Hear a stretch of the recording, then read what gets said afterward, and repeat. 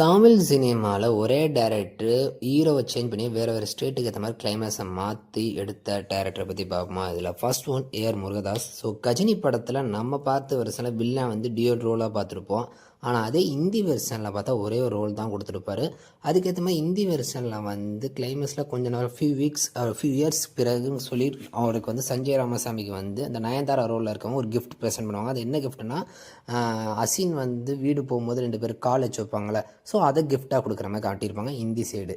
Tamil side அப்படியே அவர் வந்து ஒரு குழந்தைய பார்த்து சிரிக்கிறோட படத்தை முடிச்சிடுவாங்க. அதுக்கடுத்து ரெண்டாவதா யாருன்னா டேரக்டர் சுசீந்திரன் அவர்கள் வந்து கார்த்தியை வச்சு நான் மகநிலை படம் எடுத்தாங்க. தமிழில் வந்து அவர் 5 பேர் அடித்து போட்டோன்னே படத்தை அப்படியே முடிச்சிருவாங்க. ஆனால் தெலுங்குல அப்படி முடிக்காமல் என்ன பண்ணிட்டாருன்னா, கார்த்தியை வந்து அந்த 5 பேரை அடித்து போட்ட பிறகு கொஞ்ச நாள் பிறகு காமிச்சு, அப்போ கார்த்திக்கு எதிராக ஒரு பொண்ணுக்கு வந்து ஒரு அபியூஸ் நடந்து ஒரு பாட்டி புலம்பிட்டு இருப்பாங்க. ஸோ அந்த கேள்வி கேட்குற மாதிரி படத்தை முடிச்சிருப்பாங்க கார்த்தி அவர்கள்.